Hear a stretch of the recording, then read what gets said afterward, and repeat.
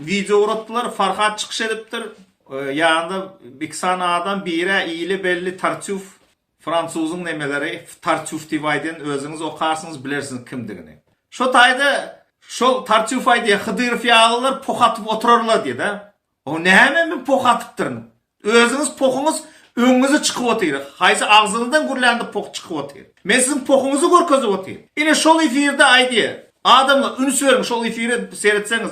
Aydiye halk bizim zakatçığımız diye. Olur bize tölemeli. Biz şunun için çıkış edip oturmalı. Bu ne mi kamersanda ne işim bu? Ben önlere mi ayttım ayak? Kezzapçılığın işi değil. Tartuf değil. Ya ne mi ben ne doğray dedim. Ünü söyleyip dinlen. O mikrofonu yetip bilse oldu. Başka bir yerini gürletme. Başka bir yerlerin eden zatların özü kıyal edip oturuyor. O kezzapçılık değil mi?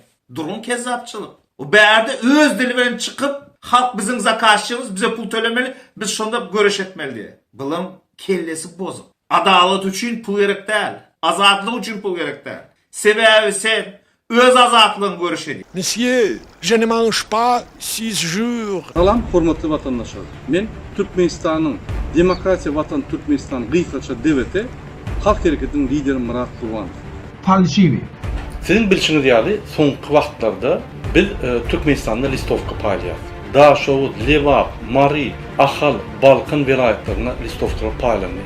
Şu listovkanın paylanan oğlunlar Türkmenistan'ın grajdanları Aşirov Didar ve Dövran Kılıçev paylap tutuldular. Yine şu adamları halaf etmek için advokatlara çıktıcıları maşgalatına kömek etmek için ve Avrupa'daki işleyen advokatlara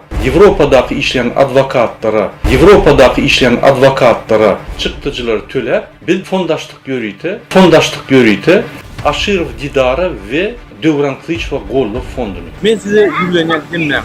DBT'nin fondunu kıyın vermen türbeşirin. Yine siz aydiyanlar Murat ağa neye mi kömektirdiler? Yine bize maddi kömek gerek.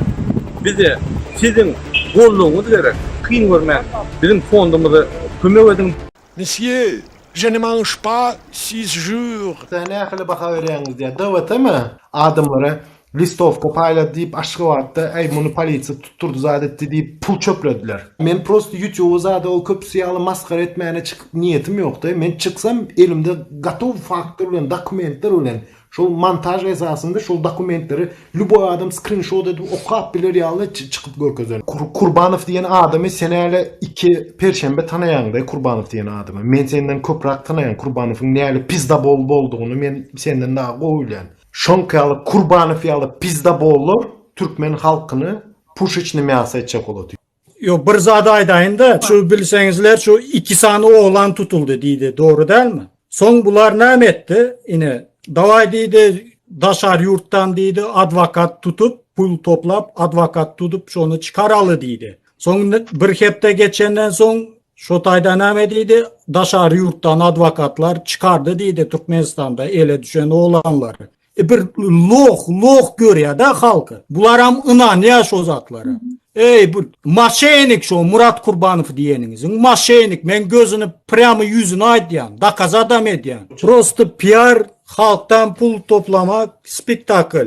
Pul toplamak için adamlardan. Повторите заклинание. Monsieur, je ne mange pas 6 jours. Ну не верю. Жалостливее. Больше музыки в голосе. Идите от себя. Слезу дайте. Monsieur, je ne mange pas 6 jours. Подайте что-нибудь на пропитание бывшему депутату Государственной Думы.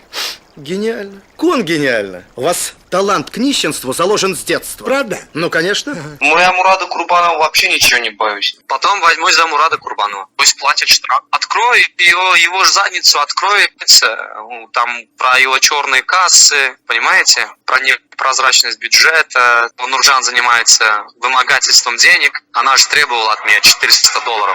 Якобы они мне дали когда-то $400. У меня же банковские счета все сохранены, у меня же никаких переводов нет от их. Вот. Нурджан один раз мне $100 дала в январе как подарок на Новый год и все.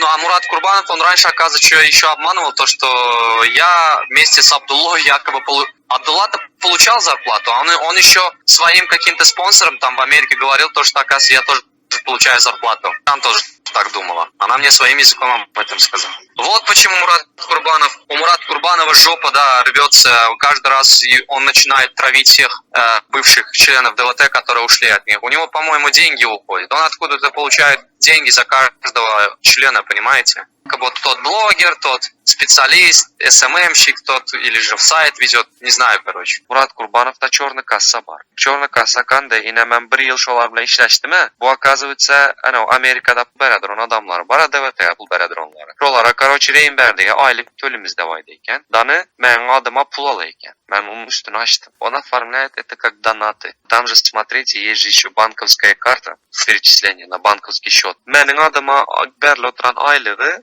aladı, понимаете, aladı. И он эти деньги как-то распределяет. И все. А ben bir yıllap ona işledim. Tekstlar перевод edip verdim saytına. Otur ben dilinde переводlarını koyup verdim. Озвучкаларını edip verdim. А он мне даже за это ни грамма не платил. А после этого Nurcan мне еще пишет, Roma sen bize $400 karzın var dedi.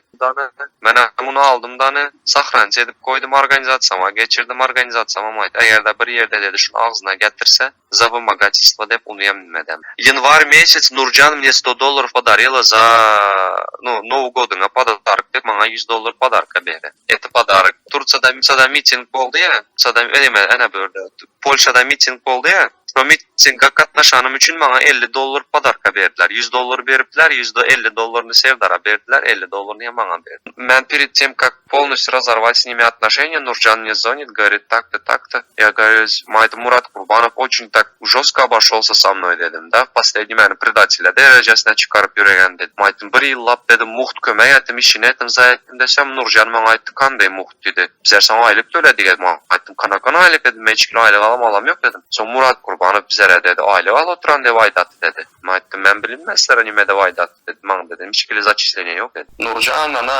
Нуржан это часть кошелька ДВТ. Мне вообще кажется то, что Murat Kurbanov'un özü, по-моему, hükümet bilen связаны. Adamların kellesini oynat göre. Bu özü hem zat bilen заниматься ededi. Нелегальная перевозка людей. Ава. Bu məni tas подставить edenti bir gedek. Hem Murat Kurbanov özünü mafiyoznik dep alıp var oturan sonku dövür. Да, она мне $100 подарок сделала. Я говорю, зачем мне отправлять? Говорит, я хочу тебе подарить $100 на Новый год. Это подарок. Это не от ДВТ. Окей, хорошо. Конец, Нуржан мне звонит, говорит, в тот момент, это было в октябре, по-моему, да. После того, как вообще Аран üzerine несу. Нуржан мне что говорит? А я думала то, что ты зарплату получаешь от Мурада Курбанова. Я наорал Нуржан апа наорал. Какой, говорю, зарплата? Какие деньги, говорю?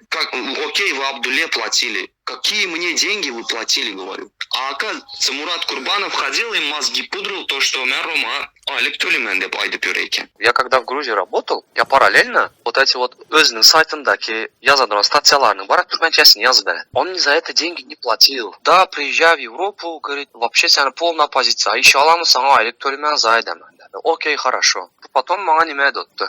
Ай, пул yok, затпад, неме де башлады. Год просто так проработал. То есть, получается, я работал на имидж Мурада Курбанова, да, получается. Почему он мне деньги не платит за это? Это же труд. Я говорю, нет, я на такое не согласен. Я не член ДВТ. Я не хочу это делать. Что нам görkesek neyse вымогательство. Yine misal için, hazır ben size görkedim. Yine misal için Nurcan apa şunu pul geçirdi. Benim geçirdim Nurcan apa da geçirdi. Unutmayın. Men pul alamo klat diye de yine sevdim. Nurcan Süzer data sanma yine New York'tan datasını seyrettik. Tbilisi'de. 33-12-2023'te geçirdi. Yine kime getiriyor? $200 Alyan adam Reimber'de kurban Tbilisi, Georgia. Yine geçirildi. Şuraya alayım. Yine bir yeri geçirildi. Yine yeni bir yeri geçirildi. Şuraya geçirilen pullar yine bu prosesde $104. Yeni geçirilen Nurcan Süzer New York'tan yine Reimber'de kurban Poti Samegreiro and Zema Zvaneli Georgia. Yine şuraya geçiriliyor. Şun için yine diyen grant alyalar onu DVT diyen. Senin özün içinde oldun. Sen özün sarosa yazdın, hat yazdın, şotaydan grant veriledi. Ya men vara uluslararası toğa da Murat Kurban ki alıp aylıkta işte hemen şu bizim yana gelende vara kartında gözüne tıkkoro $6,000 pul var o. $6,000 pul var. kaç yavur melek kösen ya o sen dip de 200 dolar koyup giden de dam var ha biliyorum 200 dolar koyup giden de birler ne mi dam olsa iyi içkimiz de çilim pulimiz de yek ya o şodanlar var ha biliyorum. Şonu bile eden oklar o. Gözüne tıkır cüzünde 6.000 dolar da karttan pul çekmene gir bankamada oyunda 6.000 dolar puldu. Ya şondan 200 dolar o 200 dolar. Men hiç ne öldüm şoları ala koluyunda hadır ha gözüne tıkır. Milyon adam var. Sanayda adam o çıkıyor. Gözüne tıkır milyon 5 milyon adamın içinden sanaymanca adamlar çıkıp diktatura karşı görüş o tıkka. Senin onun yanına gelen vaktin. Mujer bir etmersin ay biliyor musun? Evet. Dağdan 5'te durdum. Dağdan 5'te turup yunup ardınıp 6 dakika 6'da minip 1 saatlik yol gittim Varşava vardı. Varşava varıp Murat Kurban'ı alıp Murat Kurban'ı aldımdan sonra gönlümüz toplantı var. Yanında durup kamera çektim. Video rolikleri çektim. Surata düşürdüm. Getleşiklerini vaat ettim. Eğer hizmet için ay sen şeylik geldin. Sen şurada hizmet ettim bir para. Hatta 100 dolar cümcüye kıstırmadı o gözden.